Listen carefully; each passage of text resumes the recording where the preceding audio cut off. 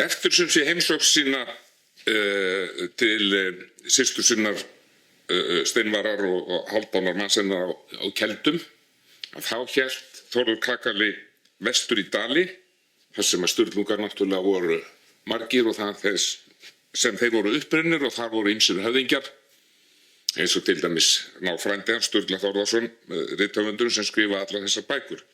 Þar vonaðist hann eftir því að fá liðsauka. Hann var náttúrulega kominn með nokkra menn, bæði sem hann hafði fengið frá Keldum og þarna var bróðir hans kominn. Þeir voru náttúrulega mjög fáir og skiljanlega þá óaði mörgum við því að fara að ganga í hernað á móti honum. Menn voru náttúrulega minnugir þess ofureflis sem að óvinnir Sturlunganna komu með á Örlygsstöðum og hvernig það fór. Fyrir utan að margir höfðu haldið lífi og frelsi út á hreinlega það að lofa að standa ekki frekar í hernaði gegn þessum höfðingjum sem nú réðu öll í landinu. Svoleiðis að þetta gekk ekki vænlega hjá honum. Hann hélt á vestur á Firði til þess að leita sér liðs og þar svona fundust ýmsir sem voru til í að ganga í hópinn, bæði menn sem höfðu kannski falið sig þar eða verið útlægir eða eitthvað slíkt. Þar innan voru svona hálfgerð illmenni sem að söfnuðu lífi með miklum herkjum og harðindum og hótunum morð og barsmíðar. Það bættust fleiri í hans hóp, meðal annars gamlir stríðsmenn og liðsmenn sem bæði höfðu fylgt Sturlu Sighvatssyni bróður hans og Órækju. Þar munaði langmest 4 bræður Dufgussyni sem voru einhverjir mestu hernaðar menn þessarar aldar. Þeir hétu Svarthöfði, Kolbeinn Grön og 2 hétu Björn, annar hafði viðurnefnið Kægill eða einhvers konar tunna en hinn Björn Drumbur. Maður getur ímyndað sér að þetta hafi verið all breiðvaxnir menn og stórir. Það svolítið skemmtileg saga því að þeir höfðu verið á Örlygsstöðum, þeir fengu þar grið líklega vegna þess að ykkur í árásarliðinu eða óvinarliðinu skuldaði þeim einhvers konar greiða. En þeir höfðu þess að fengið grið gegn loforði að fara úr landi. Þeir höfðu reynt að fara úr landi en orðið afturrekað þar síðan lent í svo miklu mótvindi að þeir komust ekki á stað. Einn þeirra er á leið til Skagafjarðar til þess að hitta Kolbeinn unga þar og skýra þetta út og tryggja þessar sættir og þessi grið þegar hann er á miðri leið úr að vestan og í Skagafjörðin þá mætir hann sendimanni sem var að koma frá Kolbeinn unga. Hann var að láta menn þarna fyrir vestan, hafði það erindi að láta þá vita að Þórður kakali væri komin til landsins og að það ætti að grípa hann og færa hann Kolbeini dauðum eða lifandi því að menn óttuðust hann.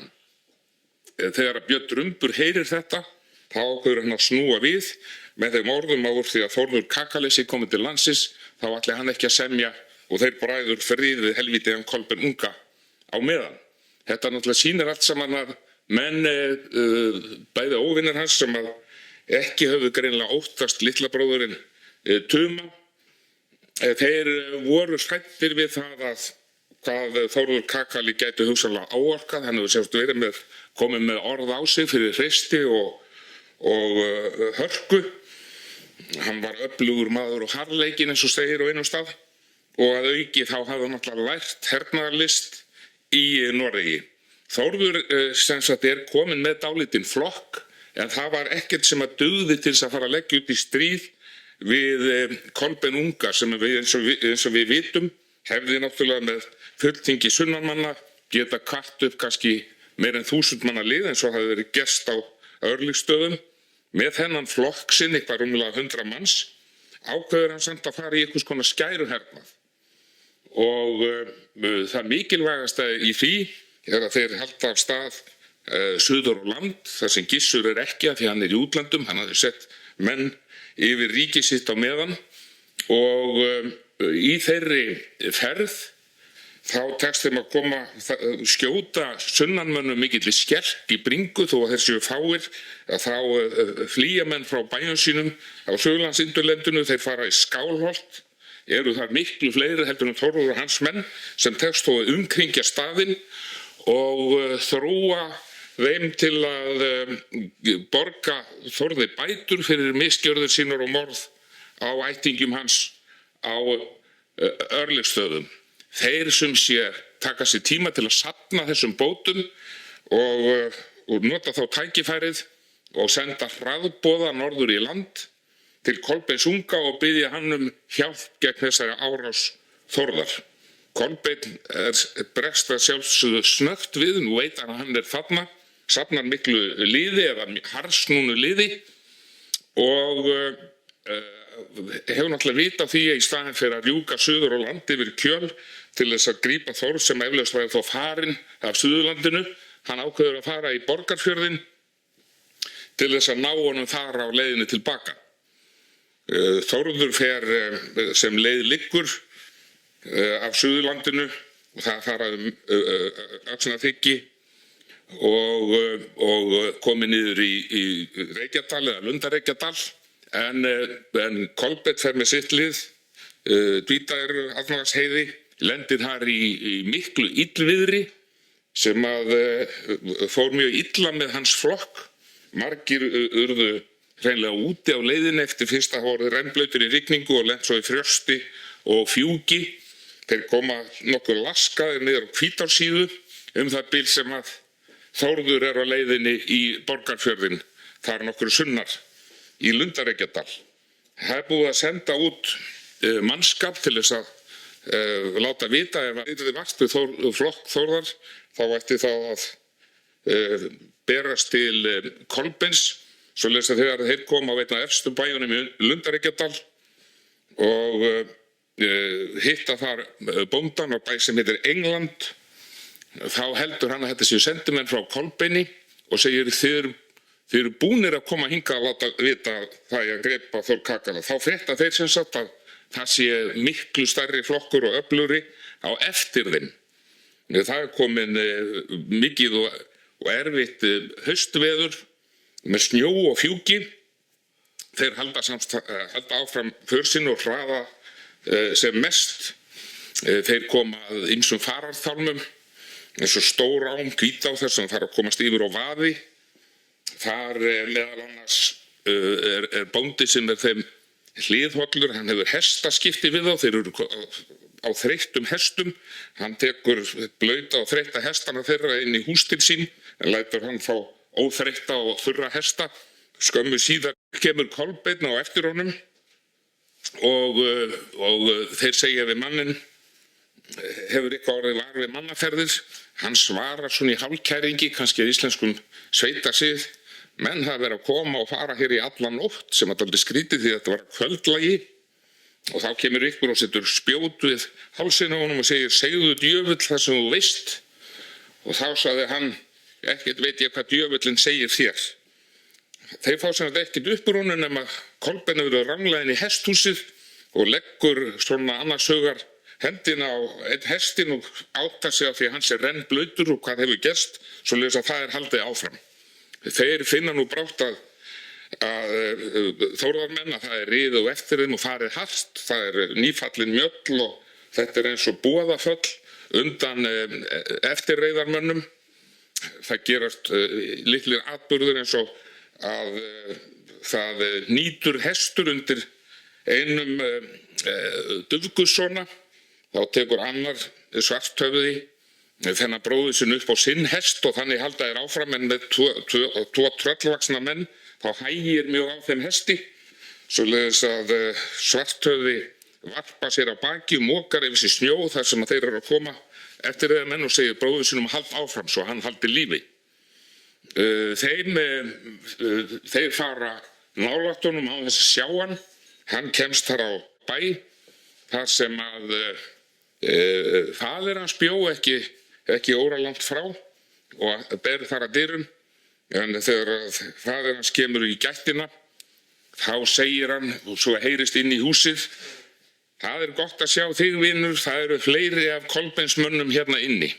Og þá náttúrulega áttar hann sig á því að þarna eru óvinir og heldur áfram á einhvern annan stað, tekið á öðrum bæ, þar sem hann leggst fyrir upp á lofti, þar sem eru dauðveik gamalmenni, og þá heyrir hann umgang, þar eru Kolbeinsmenn komnir að leita hans, hann stingur þá vopnum sínum og verjum inn í eldstæði og þykist liggja þar bara eins og hvert annað veikt gamalmenni, og þegar þeir hafa ekki tekið eftir þetta sé hann, þá stekkur hann út, kemst á hest sinn og þeir á eftir honum, hann kemst að svona háum klettahamri, út á háum klettahamar, þar sem hann komin í sjálfheldu, og þeir nálgast, og þá bregður hann að það ráð að henda hestinum fram af og svo sjálfum sér á eftir, þeir þora ekki að elta hann og brátt hann komin í flokk Þórðar á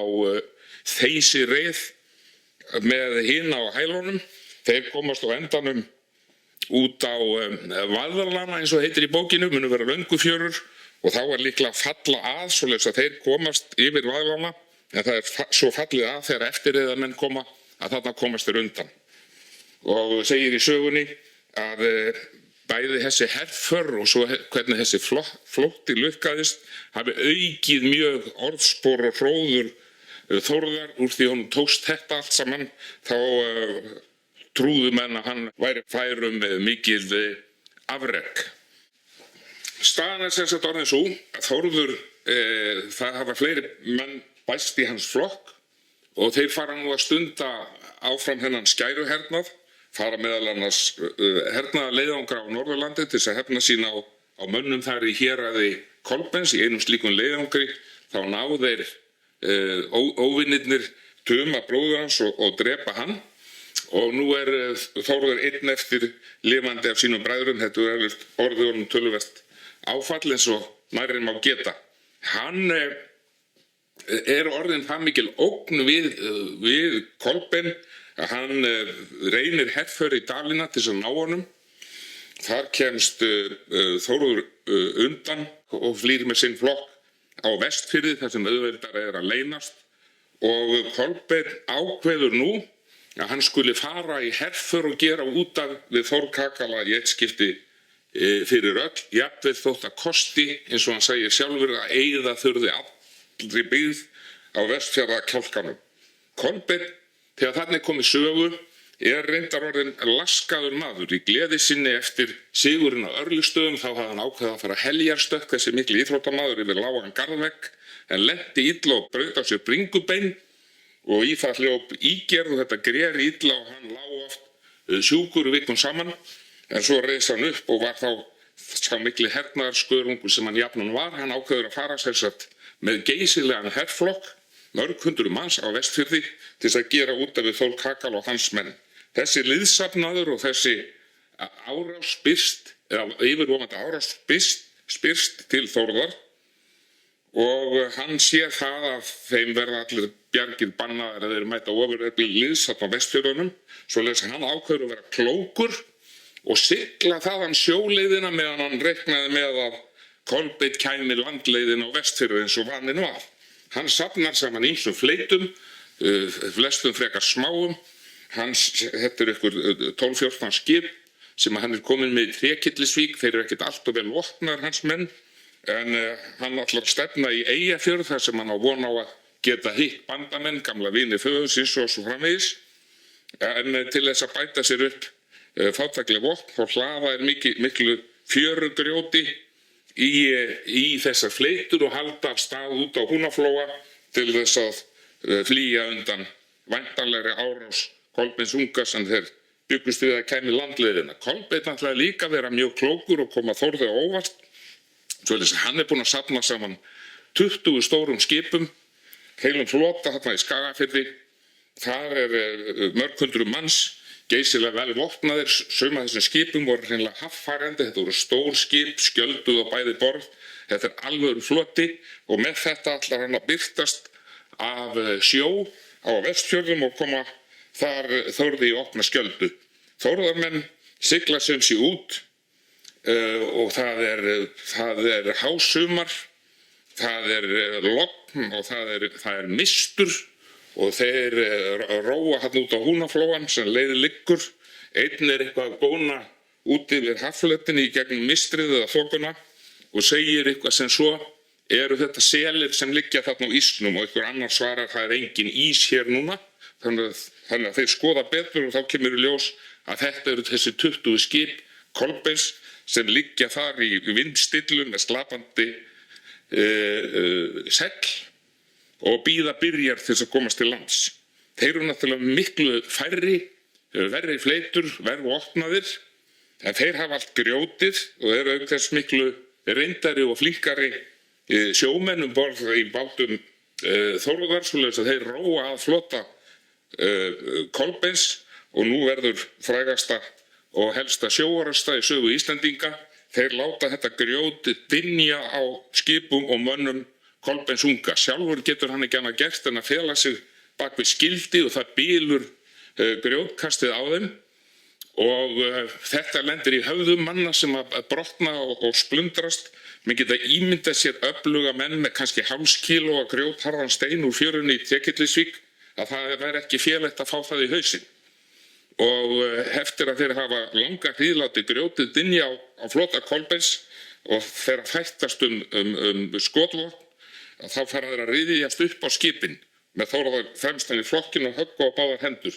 Á endanum fer síðan að blása upp og þeir sjá að nú geta þeir fara að beita skipum sínum, Kolbeinsmenn, og þá getur verið við ofurefli etja. Þeir hraða sér þá sem þeir mest þeir geta til lands og eiga von á að Kolbeinsmenn komi eftir. Hins vegar her Kolbeins og kannski hans sjálfur, þeir eru einhvern veginn búnir að missa.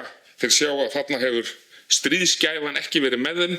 Það er talað að 80 manns hafi verið dauðir á skipum Kolbeins og það verður ekkert meira úr þessari herför.